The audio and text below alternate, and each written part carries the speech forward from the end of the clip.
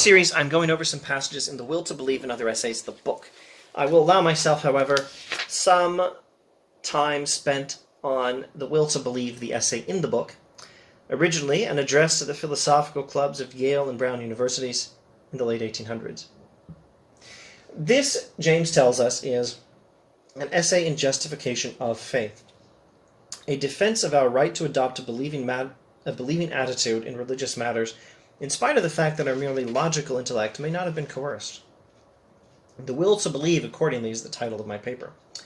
And he continues, I have long defended to my own students the lawfulness of voluntarily adopted faith.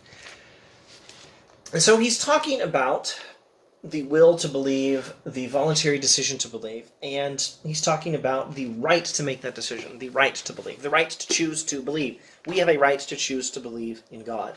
Or maybe a little more precisely, it is permissible or lawful or rightful to choose to adopt some religious hypothesis, even if we do not have convincing evidence that that hypothesis is true.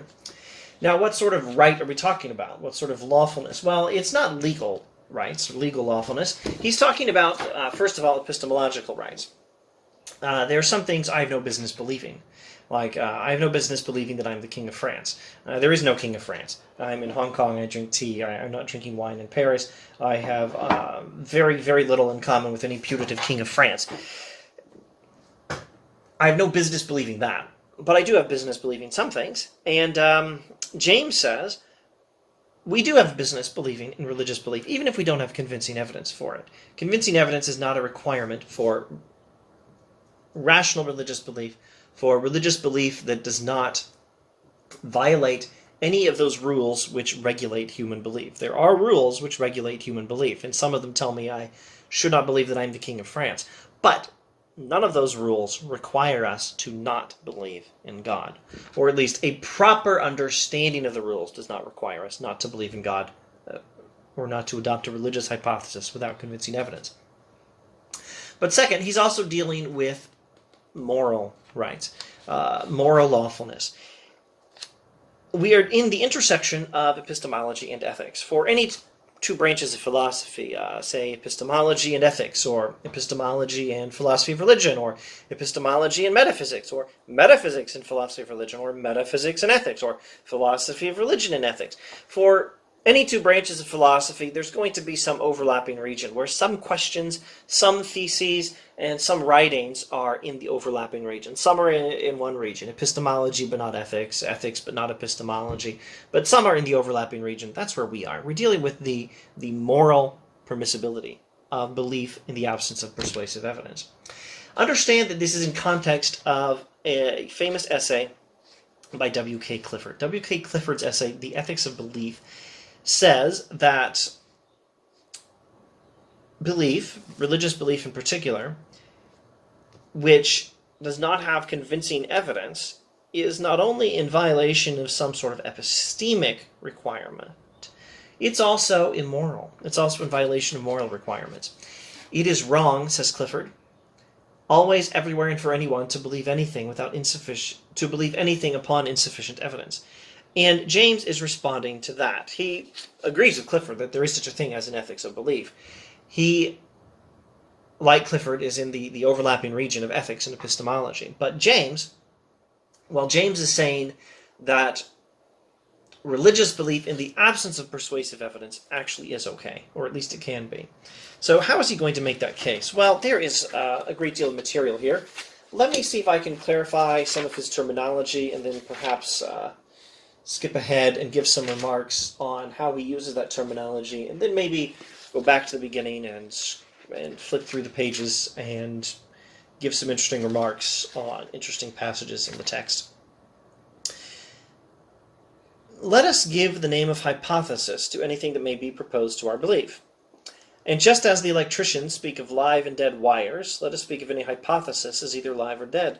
A live hypothesis is one which appeals as a real possibility to whom it is proposed, etc., etc. Deadness and liveness in an hypothesis are not intrinsic properties, but relations to the individual thinker. They are measured by his willingness to act. The maximum of liveness in an hypothesis means willingness to act irrevocably. Practically, that means belief, but there's some believing tendency wherever there's willingness to act at all. Now, we don't want to let this slip by us. It's important to understand that belief is not just something you do in your head. Well, it's not just something you think in your head. It's something you do with your life. That's the Jamesian understanding of belief. It's a very practical matter. Here, I think, again, he is in full agreement with Clifford. So, a hypothesis is live if you have some willingness to act on it, which is to say, some willingness to believe it. Otherwise, it's dead for you. Next, let us call the decision between two hypotheses an option. For the sake of simplicity, we're only going to be looking at decisions between only two hypotheses. Of course, we often have to choose between two or more, three or more hypotheses, but he's going to zoom in on decisions between two hypotheses. That makes the analysis more manageable. An option is a decision between two hypotheses, and those hypotheses themselves could be live or dead. So an option, he says, may be of several kinds. They may be first living or dead. And a living option is one in which both hypotheses are live ones. So a hypothesis is live, but an option is living or dead. A hypothesis is live if you really could believe it and act on it. It's dead otherwise. An option is a choice between two hypotheses, and an option is live if both of its hypotheses are live, if you really could believe and act either way or not either way. And an option is forced or avoidable, and it is momentous or trivial. It is, well, let's go in reverse order. It's momentous or trivial depending on its consequences. An option is trivial when the opportunity is not unique, when the stake is insignificant, or when the decision is reversible if it later prove unwise. But if an option has big consequences that can't be reversed, or at least not all of them, and let's see, the stake is significant, the decision is not reversible, not without consequences anyway, and it's unique. If it's unique, not reversible without consequences, and if it's significant, then it is a momentous option. So my choice whether to have, 1 or 2 cups of tea before 9 in the morning is not especially momentous. A choice of whom to marry, that is momentous. That is a momentous choice. So an option is a choice between two hypotheses. The hypotheses can be live or dead. And an option is living if both hypotheses are live. And an option is momentous if it has such consequences and it's a decision you can't go back on, etc. And then finally, an option is either forced or avoidable. Now, it's avoidable if you can go neither way. It's forced if you must go one of the two ways. So a decision between two hypotheses is forced if you cannot avoid either alternative. So, in a choice along these lines, either be a Christian or be an atheist, you can avoid both options. You could be a Muslim, you could be a Hindu.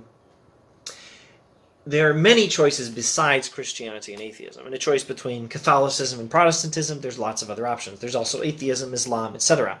In a choice between some religious belief and no religious belief, we have a forced option. And that's going to be important later in the text. Let's look at James' words describing choices as forced or avoidable. Next, if I say to you, choose between going out with your umbrella or without it, I do not offer you that kind of option, for it is not forced. You can easily avoid it by not going out at all. Or if I say either love me or hate me, either call my theory true or call it false, your option is avoidable. You may remain indifferent to me, neither loving nor hating, and you may decline to offer any judgment as to my theory. But if I say either accept this truth or go without it, I put on you a forced option, for there is no standing place outside of the alternative. An option is forced if you can't avoid either alternative. Now, to reject a theory and to have no opinion on a theory are the same in this respect. They're both choosing to go without the theory. They're both choosing not to accept the theory. So an option that tells you either accept a belief or don't is a forced option. Okay, so an option is genuine if it's living, which is to say if it's an option between two hypotheses that are both live for you, and it's genuine if it's forced and momentous as well as living. So James is talking about genuine options. Now let's not go to the end of the text yet. Let's go to section 4, where he gives his thesis in the will to believe. He says, our passional nature not only lawfully may, but must decide an option between propositions whenever it is a genuine option that cannot by its nature be decided on intellectual grounds. For to say, under such circumstances, do not decide, but leave the question open, is itself a passional decision, just like deciding yes or no, and is attended with the same risk of losing the truth. So his thesis is that in some genuine options, some options that are living, forced, and momentous, you can, and in fact must decide not based on evidence alone. So think about why that would be the case. Say an option is live, forced, and momentous. It's momentous, so it's a big deal. It's forced, you have to choose one of the two. And it's living, not live. Live is for hypotheses, living is for options between hypotheses. It's living, it's forced, and momentous. You could go either way. You have to choose one of the ways, and it's momentous. And let's say, furthermore, that you do not have persuasive evidence which is the right way. What else can you do? Life is forcing you to decide. So you have to decide not based on evidence alone. So, our passional nature not only lawfully may, but must decide an option between propositions whenever it is a genuine option that cannot by its nature be decided on intellectual grounds. Now, what does this have to do with religion? Quite simply, religion is that kind of a decision. Not for all of us, but for some of us. It is a live decision. Sorry, a living option. It is a living option for all. It is a forced option for all of us. Religion is a forced option for all of us because you must have either some religious belief or no religious belief. Or if you want to get a little more precise, let's skip to near the end of the text, where he gives a working definition of what religion actually means. What is the essence of a religious belief? Section 10. Science says things are, morality says some things are better than other things, and religion says essentially two things. First, she says that the best things are the more eternal things, etc., etc. And secondly, religion says that we are better off even now if we believe her first affirmation to be true. Religion says the more eternal things are the better things, and even before you get to eternity, you're better off now believing that. So that's his working definition of religion. So you can either believe those two things or not. You could have no opinion on it, but then you're still choosing not to believe. Not to decide yes or no is to decide not yes. There is no avoiding the decision to either have religious belief or not. It's forced for all of us. And it's momentous, because if you're going to believe that, you're going to act on it. Because the religious belief is not just something you think is true in your head, it's how you live. If you're going to believe that, you must act. You must mold your life according to the hypothesis, the eternal things are the better things, that we're better off even now believing such. So, religion is a forced, the question of whether to be religious is a forced and a momentous decision for everyone. Now, is it living? Is the religious hypothesis live? Is no religion a live hypothesis for you? Maybe. I don't know you. James thinks some of us apparently couldn't be atheists if we tried. Some of us couldn't be religious if we tried. He doesn't seem to think it's a live option for a living option for everyone. But religion is a living option for some. It is forced and momentous for all of us. And when it's forced and momentous, and since for some of us it is a live option, we may, in fact we must decide on not purely intellectual grounds if we don't have them. If we don't have purely logical grounds for or against the religious hypothesis, of course we have to decide on some other grounds. And we have a right to decide not on grounds of pure evidence, because that's how life works. Dang it, that is what you have to do in life when you're given a genuine option, an option that is living, forced, and momentous, and the evidence doesn't decisively tell you which way you ought to go. Therefore, religious belief is permissible. There's more. Therefore, religious belief is permissible even in the absence of evidence, when it's a genuine option, a living, forced, momentous option as it is for some of us. There's more. We'll get to it in the next video.